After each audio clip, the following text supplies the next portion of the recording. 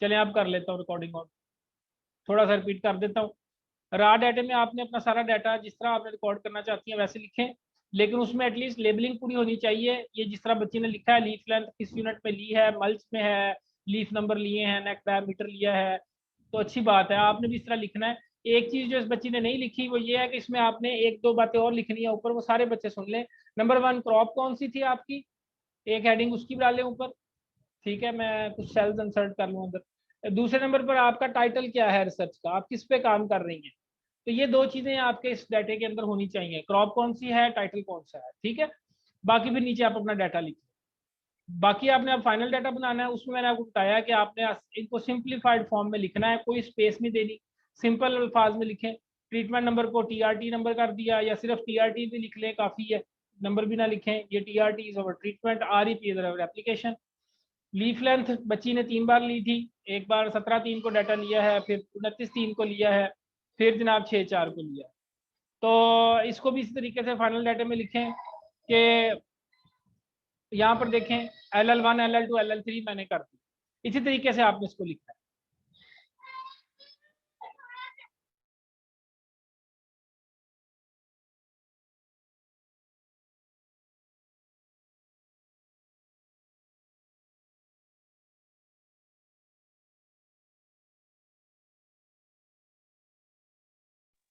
अच्छा, इसमें बच्चों ये अब LL1 LL2 LL3 में आप इसके ऊपर इसकी डेट मेंशन कर दें।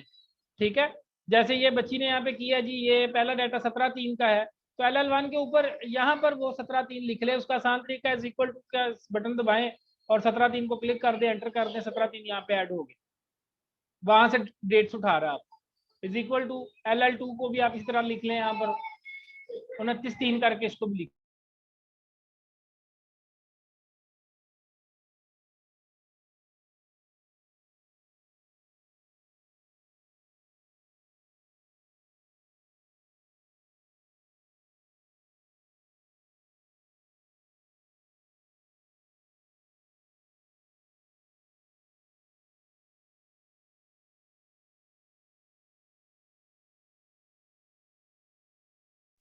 अच्छा बच्चों, इसमें ये डेट इस तरह लिखनी है, इज इक्वल टू के बटन से। ठीक है, ये मैं तीसरी भी इसकी लिख दूं, बच्चे के यहाँ से 6/4 को डाटा लिया है, ये लिख। अब उसके बाद ये जो यहाँ पे लिखना है LL1 में, सिर्फ आपने एवरेज वैल्यूज लिखनी है। वो ऐसे लिखनी है कि यहाँ से एवरेज क्लिक करें, ये 17/3 की एवरेज ले रहा हूँ लीफ लेंथ की। ये यहाँ से कंट्रोल C कॉपी किया और कॉपी करके शीट 2 में गए और यहाँ पर राइट क्लिक करना है, पेस्ट स्पेशल में जाना है।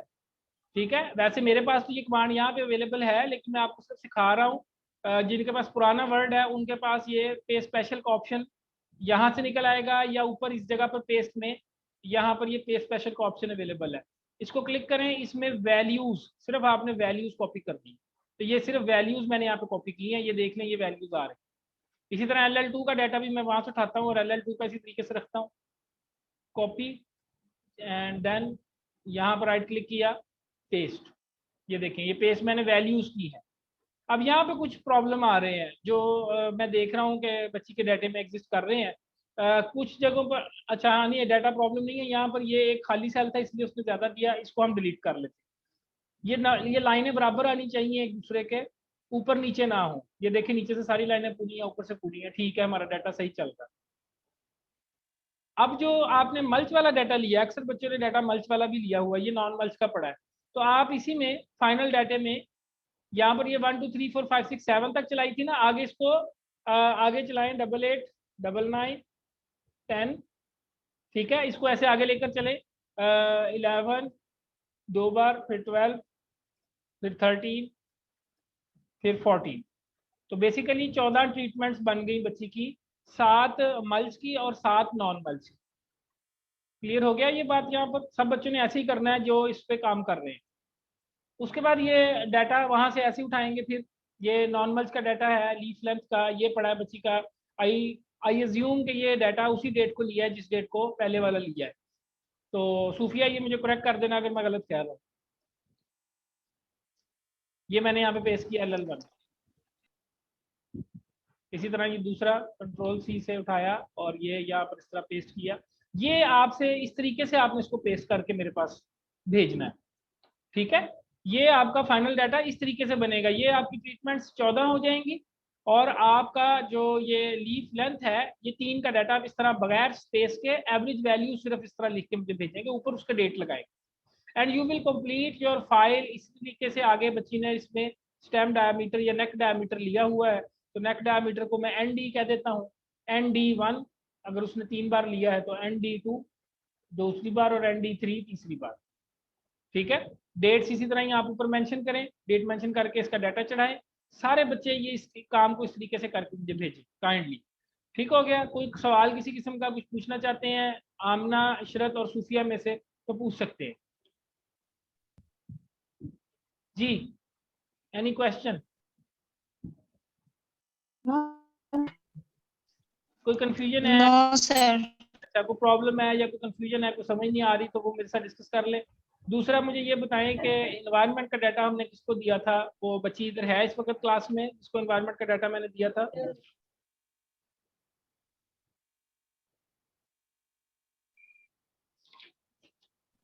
नहीं सर, वो केमिस्ट्री की है। अच्छा, केमिस्ट्री वाले क्यों नहीं आए आज? केमिस्ट्री वालों को भी आना चाहिए था क्लास में, वो पता नहीं क्यों नहीं आते।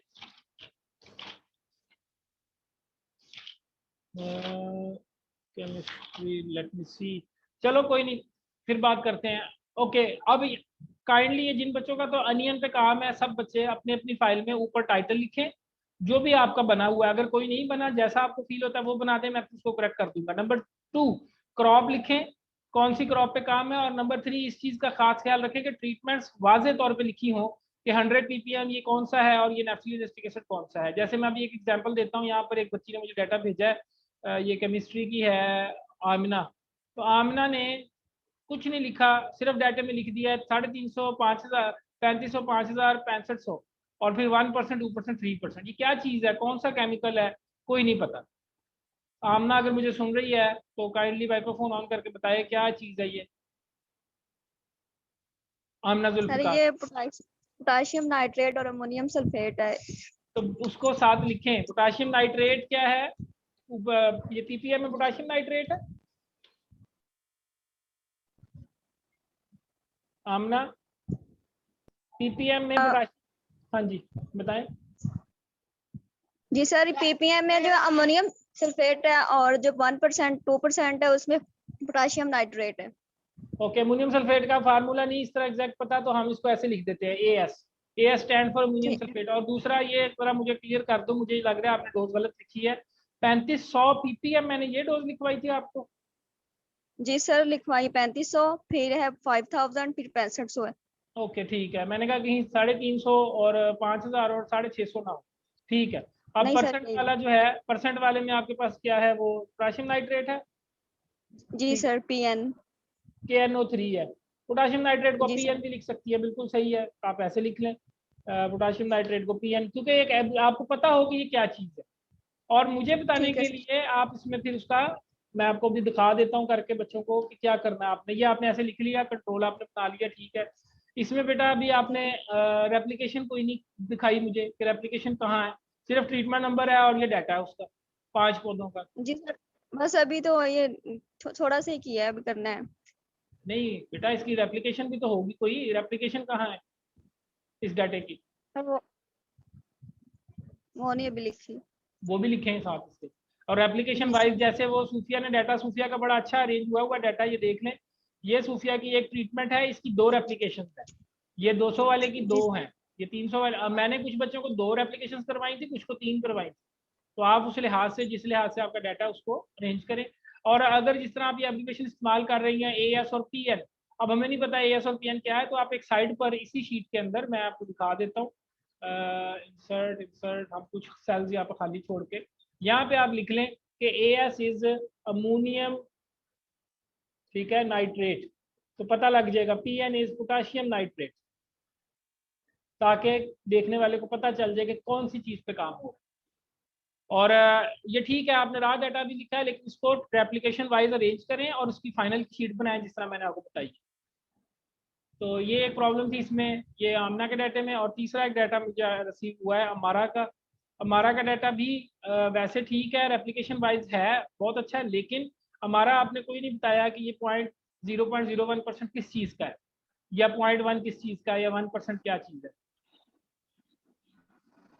जी सर वो मैं एलोवेरा लिख देती हूँ, हाँ जी, aloe vera leaf extract. Aloe vera leaf extract करना। तो आप यहाँ पे लिखें ए लीफ एक्सट्रैक्ट 0.01%, एलोवेरा यूं कर लेते हैं, या सिंपल आप लीफ एक्सट्रैक्ट लिख दें, बाद में आप ऊपर लिख दें उसके कि ये एलोवेरा का लीफ एक्सट्रैक्ट इस्तेमाल हुआ है, ठीक है। चाहे तो 7 लिख दें, मैं तो वैसे कहूँगा 7 लिख ले, ज़्यादा बेहतर है, क्लियर रहता है, एलोवेरा लीफ एक्सट्रैक्ट। और इसको आसान तरीका बच्चों ये आप ये भी देख लो कि सेल पे ऐसे क्लिक करके, अगर इसमें डिजिट पूरे ना आ रहे हो घबराने की जरूरत नहीं है, ऊपर जाएं, जी सर मैं एब्रिविएशन इसको में डबल लिख क्लिक दूंगी। करें, इसको डबल क्लिक करेंगे तो ऐसे उसके लिए स्पेस बच जाएगी, एलोवेरा लीफ एक्सट्रैक्ट। तो इसको ऐसे ही नीचे कॉपी कर लें बाकियों को भी। और जिस तरह मैंने बताया है आपको, हमारा आपने भी ये इसको रॉ डाटा कह देना है, ये रॉ है आपका, और इसके बाद आपने शीट 2 जो है उसको जी फाइनल डाटे में कन्वर्ट करना है। आपको ये चीज़ें नज़र आ रही हैं जो मैं भी कर रहा हूँ यहाँ पर स्क्रीन के ऊपर? स्क्रीन आपको ना विजिबल है मेरी? जी सर। अच्छा ठीक है, चलो फिर ठीक है। और कोई बात अगर किसी ने करनी हो, अभी मैंने एक बच्चे की रहता है एमन कैसे बात करनी है, बाकी बच्चियों को जी सर नजर आ रहा है। वो कर लें।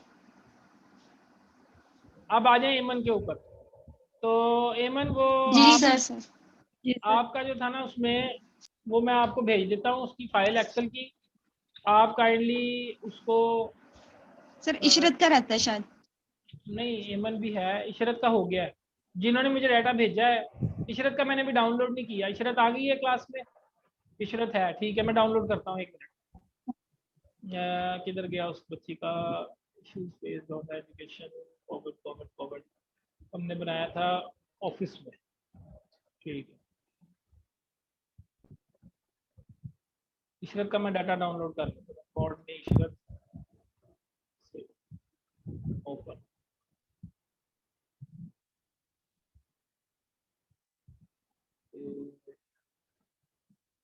इशरत फातिमा, इशरत ये आपने जो अलग अलग शीटें बनाई हैं ये क्या हैं? कोई टाइटल नहीं है, कोई कुछ नहीं है, ये काइंडली देखो।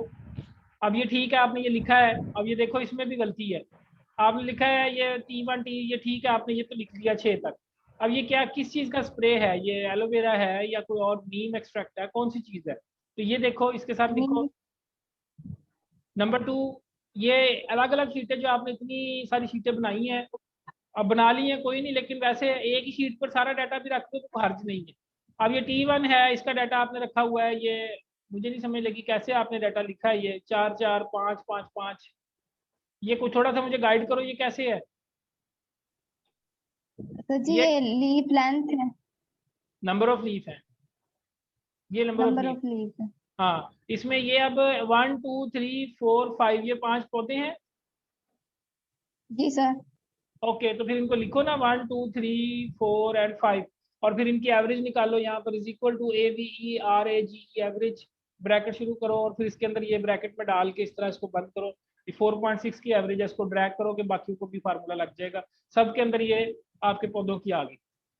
लेकिन अभी ये डाटा बड़े पूर्ण तरीके से अरेंज हुआ है, इससे इसको फाइनल फॉर्म में लाने के लिए बहुत मेहनत की जरूरत है, क्योंकि आपकी एक्चुअल ट्रीटमेंट जो थी वो तो और एंगल से मैंने आपको लिखने को कहा है, ठीक है ना। 6 ट्रीटमेंट्स आर देयर, और आपकी टोटल 12 बनेगी ट्रीटमेंट्स।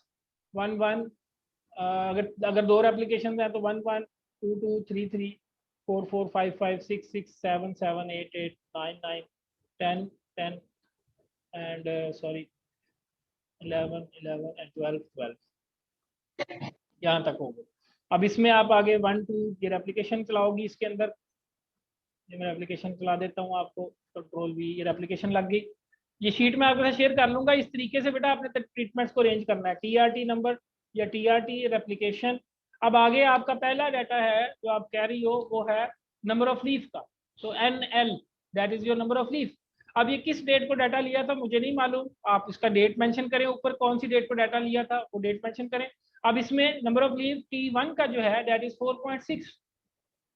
अब मुझे यहाँ तक याद पड़ता है मैंने कहा था कि 2 पौधे आपके हम उनकी एवरेज निकालेंगे और उनको हम एज अ रेप्लिकेशन कंसिडर करेंगे, मुझे जहाँ तक लगता है। वो सूफिया ज़्यादा बेहतर बताएगी, सूफिया से मशवरा करो कैसे उसने रेप्लिकेशन की है, या उसको पता होगा रेप्लिकेशन मैंने कैसे बनवाई, मुझे अभी याद नहीं है। तो इनको रेप्लिकेशन वाइज आपने अरेंज करना, सूफिया की हेल्प लो इसमें इशरत। जी सर, मैं अरेंज करके दोबारा सेंड कर दूँ। लेकिन ये कल तक मुझे करना है हर सूरत में। ये अब हमने लेट नहीं करना, जी टाइम सर। पहले बहुत ज्यादा थोड़ा है हमारे पास, तो उस लिहाज से इसको कल तक अरेंज करो। अब आ जाओ उसके ऊपर, वो जो बची है एमन। जी सर। एमन ये मेरे पास अभी भी वो भाई ने कोई नहीं आगे फॉर्मेट भेजा, 159 के 159 ही पड़े हैं, ये मैं आपको दे देता हूँ। आप सर ये भेजा हुआ था, अब नहीं लोग कर रहे। नहीं कर रहे, कोई बात नहीं। वो असल प्रॉब्लम यही है कि वो नेगेटिव इसलिए हो गया कि पहले आपने जब भेजा था तो वो काम नहीं कर रहा था, इसलिए वो अब नहीं उसको कर रहे हैं। वो कह रहे हैं कि ये फिर वही है, होना तो है नहीं, इसलिए रहने दो। तो ये मैं आपको डाटा भेजने लगा हूँ अभी व्हाट्सएप ग्रुप में, इसको आप देख लो। ये आ तो गया मैं सर्वे, दोनों डाटा को कंबाइन कर लूंगी। दोनों को कंबाइन कर लें। मैं फिर आगे आपको बताता हूँ इसमें अब आपने क्या करना है। मैं एक डाटा खोल कर आपको दिखा देता हूँ कि कैसे होगा ये। ठीक है। ये देखें, ये डाटा खुल गया, ठीक है। अस्सलामुअलैकुम सर। और जो है ना, ये जो मैंने आपको शीट भेजी है, ये शीट जी ज़्यादा सर। अच्छे तरीके से मैनेजेबल होगी compare to Google sheet. Google sheet में थोड़ी सी चीज़ें ना वो और तरीके से लिखी होती हैं, लेकिन मैं आपको अगर मोटी मोटी बातें इसमें सिखा देता हूँ, बता देता हूँ। देखें, एक तो ये कि इसमें एनालिसिस आपने ऐसे करने हैं कि ये शीट 1 आपकी, इसको आप कह लेंगे रा डाटा, ठीक है। ये आपका मेन डाटा ठीक है है जिसमें सर। आपने किया। सेकंड शीट बनाएं, उसके अंदर आप लिखें कंपाइल्ड डाटा, या उसमें हम इसके अंदर डिफरेंट आंसर्स पूछेंगे। कंपाइल्ड डाटा, कंपाइल्ड डाटा में सबसे पहले तो जी ये कि कितने मेल्स और कितने फीमेल्स ने हमारा क्वेश्चन ये फिल किया, ठीक है। मेल वर्सेस फीमेल का एक सवाल जी बन सकता है, मेल फीमेल। ठीक है। तो कैसे उसको ढूंढना है, बड़ा ही आसान है, मैं आपको दिखा देता हूँ इसमें मेल फीमेल कैसे ढूंढने हैं। बल्कि ऐसा करें, इसमें मैं आपको आसान तरीके में दिखाता हूँ। आप यहाँ पे बेटा लिखोगे मेल, नीचे लिखोगे फीमेल, ठीक है। ठीक है ये सर। देखें, ये लिखा गया। अब रा डाटा पर जाएंगे, रा डाटा पर, और इसमें ये फिल्टर लगे हुए हैं ऊपर, ये देखिए जेंडर को फिल्टर लगा है। जेंडर को क्लिक करेंगे, इसमें सेलेक्ट ऑल को खत्म करके मेल को सिर्फ सेलेक्ट करें, ओके करें। अब इसमें ये सारे जितने भी सेल्स हैं सिर्फ मेल के नजर आ रहे हैं, तो मैं इन सबको सिलेक्ट करता हूँ। जी ये देखें, इधर से मैंने इसको सारों को सिलेक्ट किया इस तरीके से, ये मैंने सारे सिलेक्ट किए। तो यहाँ पे नीचे देखें ये काउंट लिखा आ रहा है 65। तो 65 मेल्स जी थे जिन्होंने ये डाटा फिल किया, 65 मेल थे। तो यहाँ पे आप लिखेंगे 65। एक तरीका तो ये है जो मैंने अभी आपको सिखाया, फिल्टर के जरिए, ठीक है। एक जी और सर। तरीका भी है, वो अगर आप सीख लें तो आपकी जिंदगी आसान हो जाएगी। वो क्या है? वो है is equal to count if. Count if का फार्मूला है, मैं आपको वो सिखाने जा रहा हूँ। मैं पहले जी इसका फिल्टर खत्म कर दूँ, सिलेक्ट ऑल सारे आ जाए, सिलेक्ट ऑल, ओके, फिल्टर खत्म हो गया। अब देखें, इधर मैं लगाकर आपको इधर लगाता हूँ, is equal to count if bracket शुरू।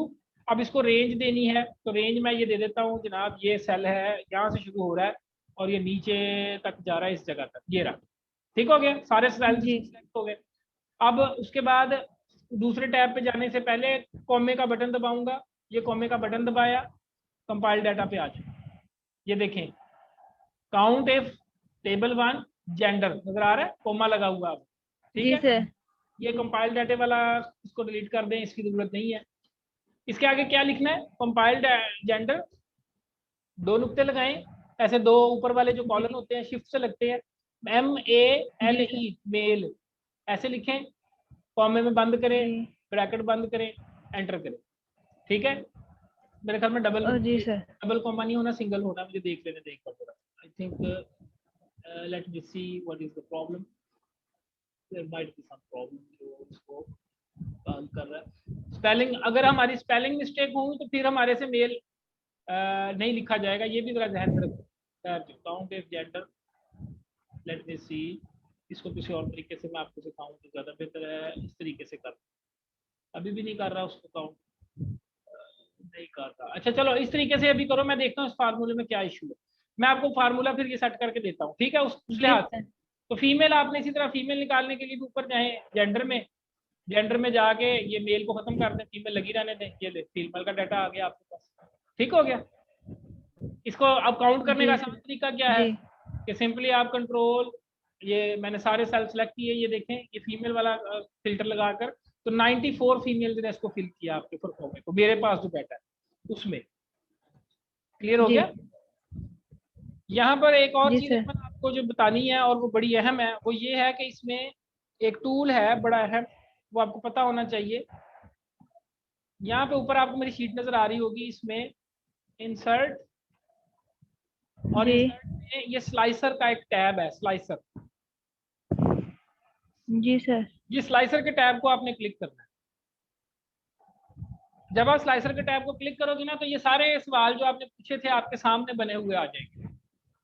ये सारे टेस्ट सवाल बने हुए हैं, ठीक है। जी अब इसमें से आप अपनी जी मर्जी से जो सवाल आप चूज करना चाहते हैं, जैसे मैं कहता हूँ नेम तो हमें कोई नहीं चाहिए, हमें करंट एजुकेशन लेवल के लिहाज से हम एनालिसिस कर सकते हैं, एज ग्रुप के लिहाज से कर सकते हैं, जेंडर के लिहाज से, सिटी के लिहाज से, एरिया रूरल अर्बन के लिहाज से कर सकते हैं। ये सवाल है, मैं हाउ मच, ये सारे मैं ले रहा हूँ सवाल, ये क्वेश्चन सारे मैं यहाँ से कलेक्ट कर रहा हूँ।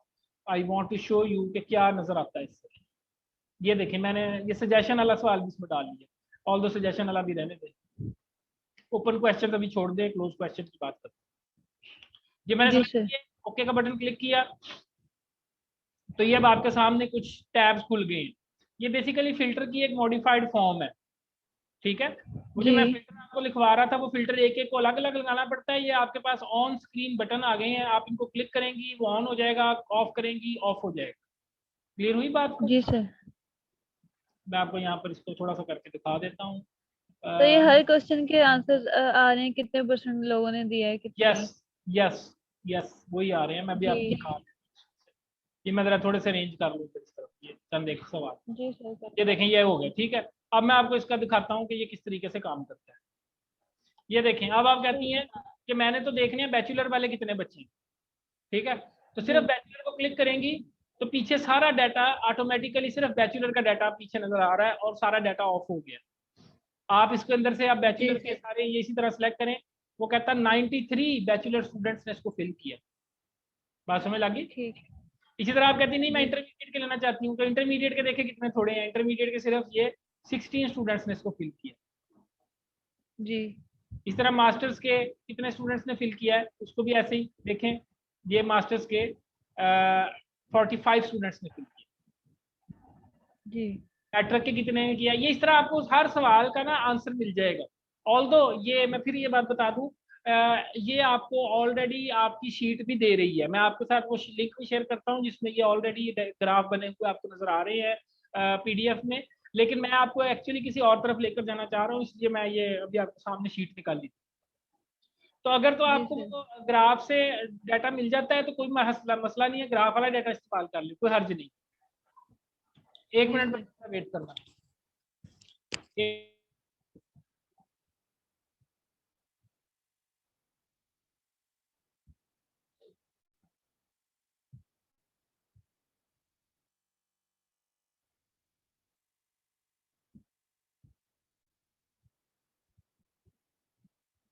अच्छा, इसमें एमन बेटा, इसमें जो असल काम करने वाली है ना, वो ये है कि इसमें अब आपकी, अब ये देखें इसमें बड़ी इंटरेस्टिंग आंसर्स भी आ रहे हैं अगर आप गौर करें।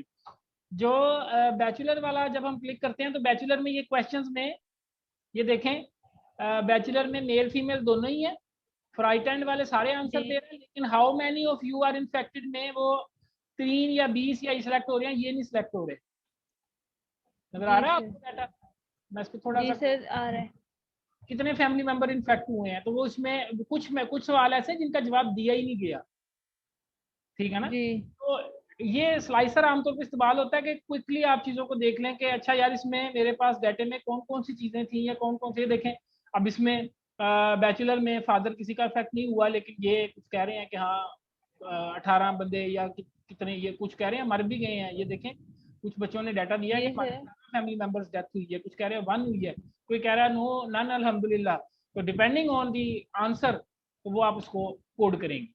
समझ लगी बात की? जी जी सर। आपका भी काम सिर्फ ये होगा एमन कि आप ना अभी इसको डाटा को कंपाइल करो, शीट बनाओ, इन दोनों की कंपाइल करके एक सिंगल शीट बनाओ। उसके बाद ये आप मुझे भेजो, मैं आपको इसके ऊपर थोड़ा सा स्टडी करके फिर आपके लिए एक स्पेशल मीटिंग करूंगा जिसमें मैं आपको डिटेल से बताऊंगा कि इसको आपने किस तरीके से एनालिसिस करना है। क्लियर होगी बात? जी सर ठीक है। अब आखिरी बात ठीक वो ये कि let me show you, okay. इसमें आखिरी बात ये है कि बच्चों, अब कुछ बच्चे मुझसे पूछ रहे हैं कि आपने वो चैप्टर 1 कैसे लिखना है, या चैप्टर 2 कैसे लिखना है, या चैप्टर 3 कैसे लिखना है। तो चैप्टर 1 अब सब बच्चों का एटलीस्ट कंप्लीट हो जाना चाहिए। मैं अगर सिर्फ काम की बात बताऊं तो चैप्टर 1 इंट्रोडक्शन है और उसमें 3 पैरे एटलीस्ट आपने बनाने हैं, 3 पैरे। नंबर 1, ये प्रॉब्लम क्या था, मैं पहले भी ये बात कर चुका हूँ। जो प्रॉब्लम जो आपको डाटा दिया गया उसके लिहाज से उसका प्रॉब्लम ढूंढ ले। नंबर 1 प्रॉब्लम क्या था, नंबर 2 उसका सोल्यूशन क्या है, एंड नंबर 3 आपकी रिसर्च कौन से सोल्यूशन के ऊपर फोकस करती है। मैं अब एग्जांपल को थोड़ा एलेबोरेट कर दूं। कुछ बच्चों को प्याज पे काम दिया है, ठीक है, तो प्याज के हवाले से डाटे की बात करता हूँ। उसमें प्याज में यील्ड का इशू है। पाकिस्तान की यील्ड जो इंटरनेशनल यील्ड है, ग्लोबल यील्ड है, उससे काफ़ी कम है। और onion is a very sensitive crop also, ये बहुत सेंसिटिव क्रॉप है। तो अनियन में आप जो है ना वो कोई ऐसा तरीका ढूंढने की कोई ज़रूरत है जिससे हमारी यील्ड बढ़ सके, ये प्रॉब्लम है एक्चुअली, ठीक है। अब आगे सॉल्यूशंस में, पॉसिबल सॉल्यूशंस में आप फिर बताएंगे कि गुड एग्रीकल्चरल प्रैक्टिस इस्तेमाल करके और जनाब वो इस तरह की कुछ टूल्स या ट्रिक्स, मल्च का जिक्र कर सकती हैं कि मल्च डालकर पौधे की यील्ड बढ़ाई जा सकती है, इससे यील्ड बढ़ जाती है, नमी आ जाती है, वगैरह वगैरह।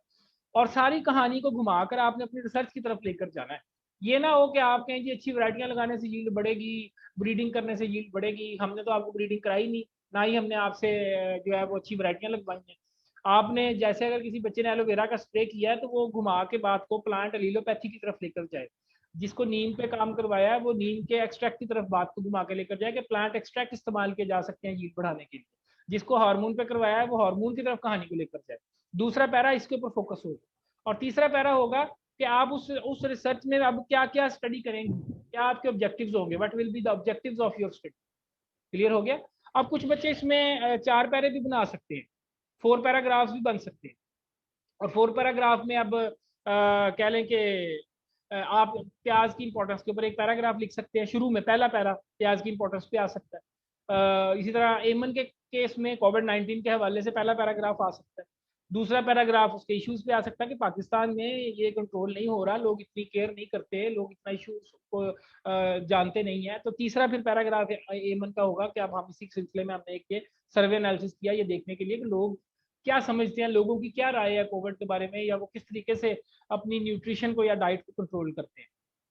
तो जो बच्चे इस वक्त मीटिंग में मौजूद हैं उनके लिहाज से तो मैंने ये थोड़ी सी ब्रीफिंग दे दी है। पहला चैप्टर सब बच्चों का कंप्लीट होना चाहिए। दूसरा चैप्टर वो रिव्यू ऑफ लिटरेचर है, उसके रिलेटेड जो भी आपको रिव्यू मिलता है क्रॉप के रिलेटेड या आपके काम से रिलेटेड वो आप उसमें डालें, उसकी हेडिंग्स बनाएं। ऑलरेडी यूट्यूब पे वीडियो पड़ी हुई है, उसको देख लें, उसमें बड़ी डिटेल में डिस्कशन हुई है। तीसरा चैप्टर मटेरियल एंड मेथड है, उसके ऊपर भी वीडियो मैंने चढ़ा दी है, अभी तक बच्चों ने देखी नहीं है, मैं आपको ये पहले बता दूं। मैं देख रहा था वो क्लिक जरूर कर लेते हैं कि सर को नजर आ जाए व्यू हो गई है, लेकिन वो देखते नहीं है। जो एक्चुअल मकसद तो ये है कि आप उसको गौर से देख लें, उसको समझ लें। बच्चों ने नहीं देखी अभी तक, वो मैक्सिमम 2 मिनट या 3 मिनट का दौरानिया जो उसमें से वीडियो में बच्चों ने एवरेज देखा है, हालांकि वो आधे घंटे की वीडियो है। तो आपने मटेरियल एंड मेथड लिखना है, उसको ध्यान से देखकर उसको लिखें। ये 3 चैप्टर आप लाजमी लिखें, मैं चौथे चैप्टर पे आपकी फोकस कर रहा हूँ। अगर कोई प्रॉब्लम है तो ये व्हाट्सएप ग्रुप हाजिर है, इसके अंदर आप अपना जो आपके ये इश्यूज हैं उनको डील करें, मुझे बताएं कि क्या इश्यूज हैं आपके पास आ रहे हैं, आपको फेस हो रहे हैं, तो फिर हम इंशाल्लाह उसका कोई ना कोई आंसर निकाल लेंगे।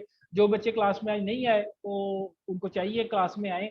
अभी भी मेरे पास सिर्फ चंद एक बच्चे हैं क्लास में, हालांकि इस वक्त मेरे ख्याल में कम से कम 12 के करीब स्टूडेंट्स डिग्री कर रहे हैं, 6 बच्चे इस वक्त क्लास में। तो ठीक है जी, फिर ये मैं एंड करता हूँ मीटिंग, और होपफुली चीज़ें आपको क्लियर हो गई होंगी। और अगर कोई सवाल है, कुछ पूछना चाहते हैं पूछिए। सब बच्चों को अपना अपना काम पता चल गया? एमन, जी सर पता चल गया। आमना, इशरत, सूफिया एंड वानिया। ओके चलो ठीक है जी सर। करें शाबाश। कल को इंशाल्लाह फिर कोशिश करूंगा दोबारा एक बार आपके साथ टच करूं कि आपने क्या किया, कहाँ तक किया। इसको जल्द अज जल्द खत्म करें। वीकेंड के ऊपर ही मेरे पास सिर्फ टाइम होगा जिसमें मैं आपको टाइम दे सकता हूँ, तो इस लिहाज से अपने आप को तैयार कर लें। ओके मीटिंग एंड कर रहा हूँ। जी सर।